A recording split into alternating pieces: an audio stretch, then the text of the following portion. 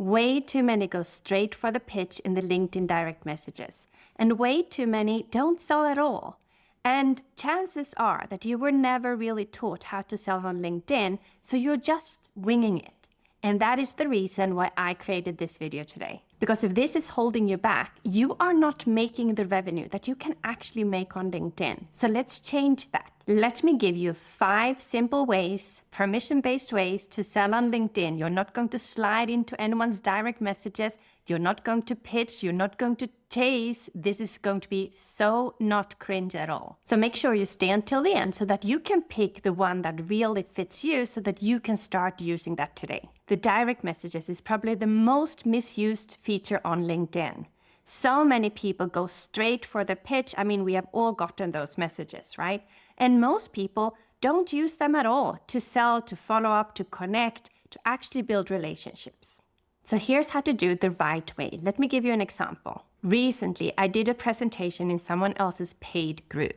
And as a call to action, I asked them to connect with me on LinkedIn. And if they wanted to, they could also send me a direct message asking me to review their headline or quickly do a review on their profile. And then Jessica reached out to me asking if I would be willing to do that. So I did a quick review on her profile and I showed what I see from the outside. Remember that when someone reviews your profile, it's only what they see on the outside. They don't see your statistics. They don't see how effective your profile actually is, but they can just give you like a high level view of what they see on the outside. So that is what I did. And I also told her that if you want to change this, what I see, I either have a free YouTube video that I can share with you, or I also have my profile and presence intensive session that I can share with you. Which one do you prefer to get? Or I can even send both over to you. So she asked for both. So I sent her the link to my free YouTube video, and at the same time, I sent the link to my little offer. And I kid you not, within 30 minutes, she had bought my one-to-one session. So this is what I really want you to take away with this. I don't want you to pitch something. I want you to ask for permission first. See, I didn't just send her the link, neither to my YouTube video, nor to my one-to-one session. I just asked her, do you want any of these? And if not, that's okay too. You can use this exact same process and share links to, for example, your freebie or to book a call with you. Same thing applies though. Don't ever share any links with anyone, neither to your homepage or to your freebie or to book a call with you without asking for their permission first. There is a risk here though that you get stuck in the friendship zone. But let's move on to my favorite way of selling in general. And that is to invite someone to join your webinar or your masterclass or whatever it is that you call it. Because when someone registers for your webinar, they have already raised their hand saying, yes, I want to learn from you. I want to know what you know and how your strategy works for me.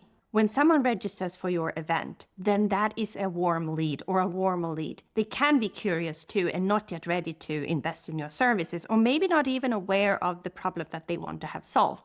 But they are definitely a little bit warmer than someone who just downloads your freebie. But here's what most people actually get wrong. It's not 2021 anymore, where people bought just because they saw something new.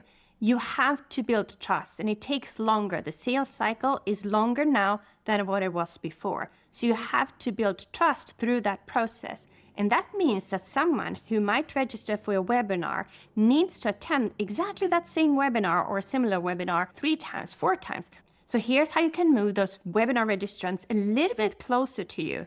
I want you to follow up with them in a direct message. Before the webinar and after the webinar, you reach out to them before the webinar saying, I'm so excited that you have registered for my webinar. And then you host your webinar and you do exactly the same thing after the webinar. You thank them for being there live with you, if they were live with you, or you then ask them, do you want me to send the replay page? I saw that you weren't able to join us. That personal touch is what is going to make you stand out in comparison to everyone else who's hosting webinars on the planet. Because you're following up with them, you're answering their questions, you're going to treat them like the real person that they actually are. So yes, this process takes a little bit of patience because you're not just direct pitching anyone. On the other hand, your success rate will be so much higher and they will feel more comfortable with you, and it's a more sustainable process.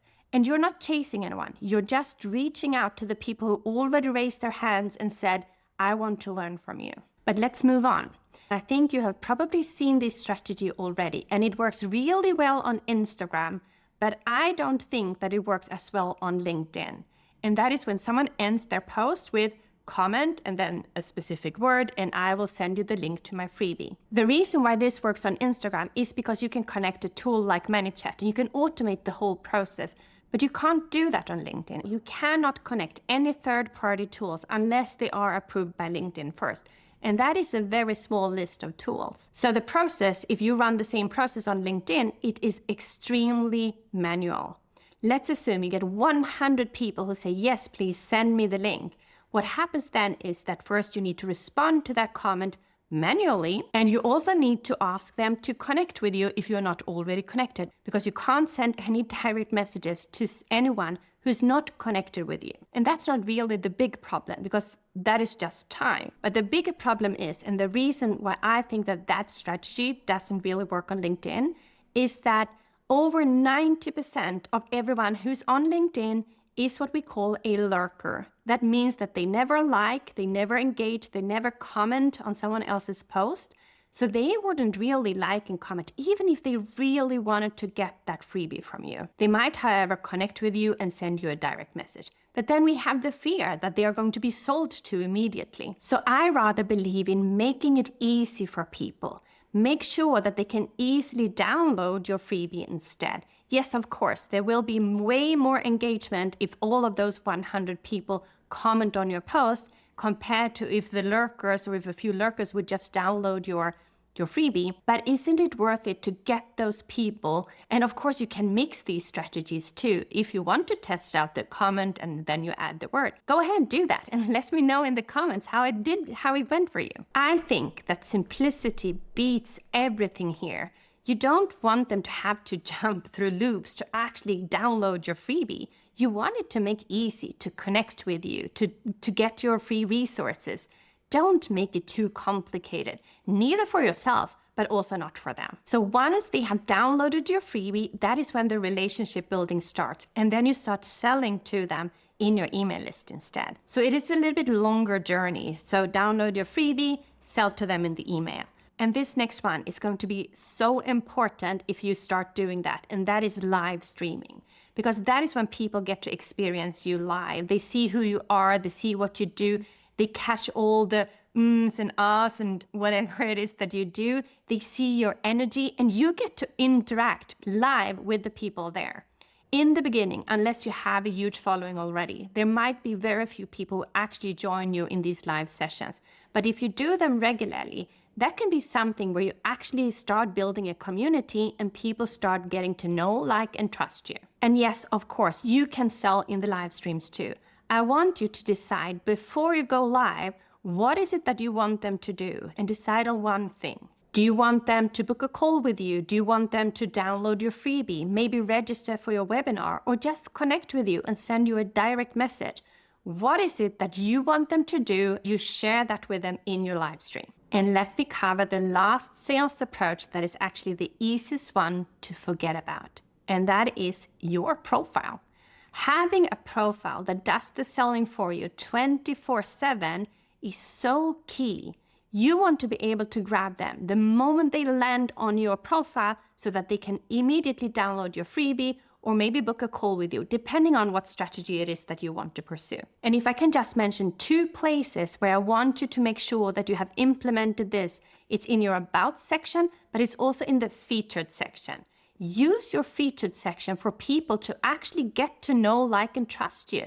Don't use it for, old links that don't work or old posts that did really well. That doesn't do much for your selling. Instead, use 2 to maximum 3 really well-positioned featured things that you want them to do. And that can be, if I could suggest, that to download your freebie or to book a call with you. Or if you have a product, to actually sell that product directly. Also, every single strategy that I just mentioned takes them back to your LinkedIn profile.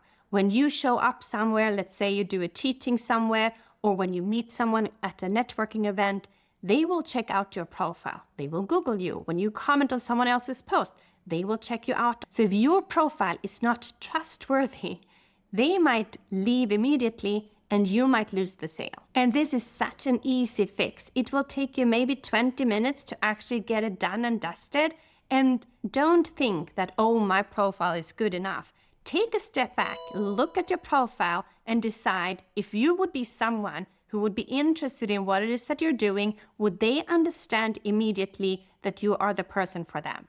And if not, it's definitely time to do something about it. You don't need to do all of these 5 strategies at once. I would actually advise you to not do all of them at once, but pick one and go with that one. Try it, test it. And if it's not working, but you need to give it some time to test it, you can't just do one direct message or do one webinar and then say, oh, this didn't work for me. I would say, try this out for 90 days, 90 days, and then let me know if it worked or if it didn't work. Permission-based selling, exactly what I've been sharing about here today, is a relationship-based selling. That means that you will build a fan base of people who actually also refer more business to you. And if you want to follow my system, get my support, follow my step-by-step instructions to actually make sure that you implement this and that it does turn into leads and clients, I teach you exactly what to do, when to do it, how to do it. Not just a course, but a real program with my support and meeting me on a Zoom call every single week, then that is exactly what LinkedIn Breakthrough is for. The link is underneath this description so that you can check it out. Now that you know how to sell on LinkedIn, if you don't have anything to sell yet, then I have a video where I help you fix exactly that problem. So click on that video next. See you in the next video.